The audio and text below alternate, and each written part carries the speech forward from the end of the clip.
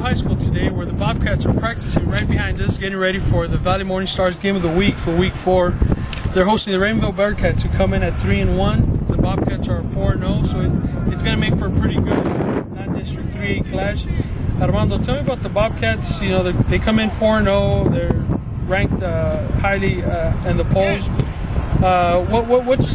What's the secret over here to Gus Cavazos' success with the Bobcats? Well, right now, you know, I think a lot of it has to do with their attitude. You know, they're a close group. They play well together. You know, that's something I'm going to write about in Thursday's edition. They like to call it brotherhood.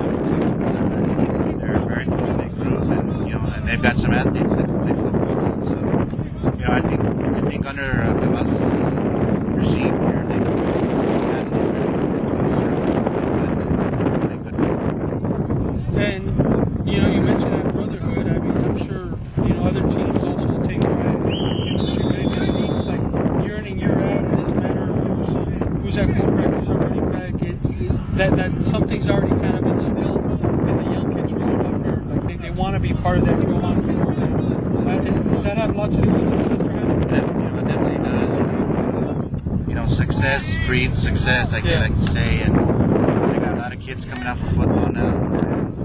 And, you know, the more kids you have, the more talent you can pull from. And like I said earlier, you know, they've got some athletes.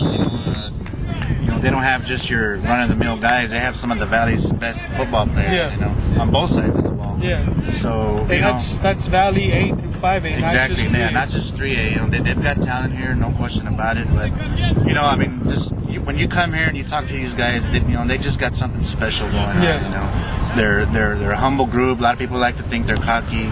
I mean, I've been dealing with them for 3 years now. They're not cocky at all. You know, I mean, they might be confident, but they're not overconfident. Yeah. And that's where Gus Cavazos comes in. Definitely. You know, you talk to Gus. He's not an overconfident guy. He doesn't like to bring a lot of attention to himself. You know, he's not a yeller or screamer. He gets his point across, and you know, and I think you know the team often takes the attitude and the swagger, I guess, of a coach. Yeah. You know, and definitely they reflect Gus Cavazos' attitude. When we're talking about athletes, you look back here, there's quite a, like you said, numbers. There's quite a bit of kids. You know, I mean, this team could probably compete with a 4A, sure, maybe even a 5A. You know, I mean, it's just a lot of times those big schools don't want to.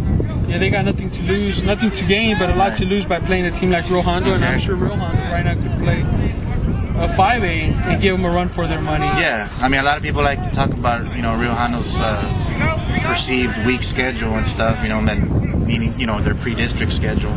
But you look around, you know, I mean, a lot of the other 3As play the same team pretty much. And, you know, in talking around, and, you know, we've talked about it in the newsroom as well, you know, there's not a lot of teams that want to play these guys. You know, like you said, the 5As don't want to play them. The 4As, they do play a few of them. You know, and then you have your Coach Elson and Mercedes. They play 3As, but they play, you know, different other 3As. Yeah. So will that change? You know, maybe next year with realignment, who knows? But you know, the bottom line is, you know, without going out of the Valley, there's not many teams that the Bobcats can play. It'd be nice to see a Rio Hondo at Coach Elson. That would be great. Definitely would be. But you know, I mean, these guys take care of business, and you know, this year's no exception. They're off to 4-0 start.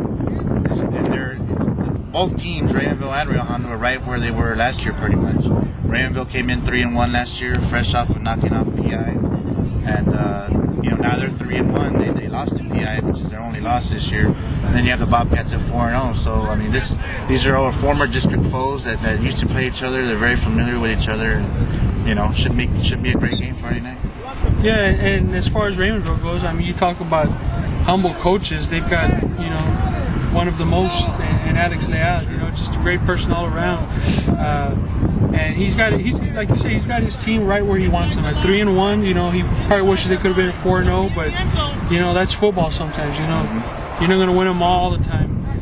But I think he has his group ready right now to come in here and get the upset. You know, I mean, that's what they're going for. Sure. And like we said, these are two coaches, two good people, good persons that.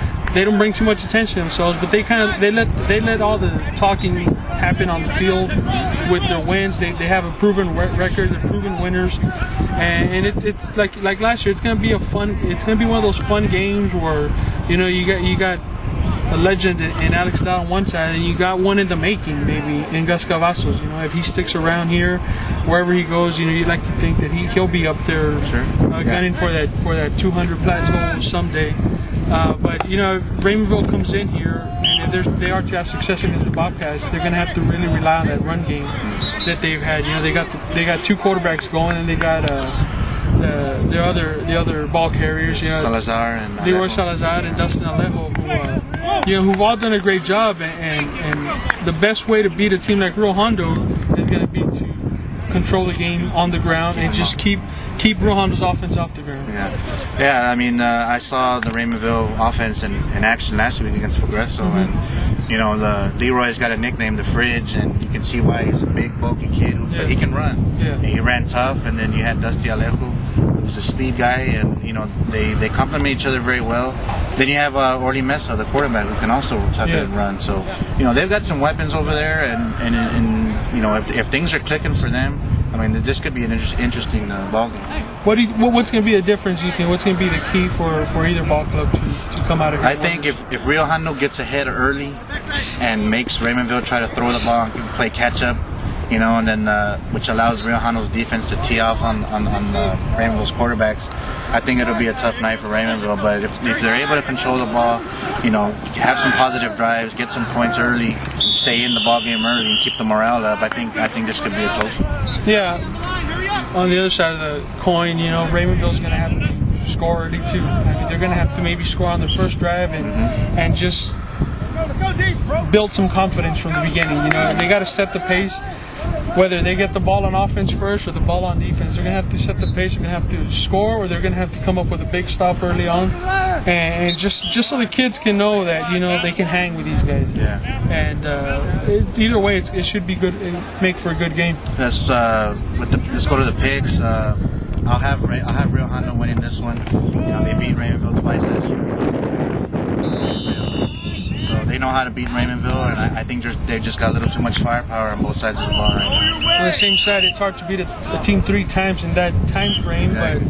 But Rio Hondo's at home. They got a little bit too much firepower. I'm also going with the Bobcats in this one.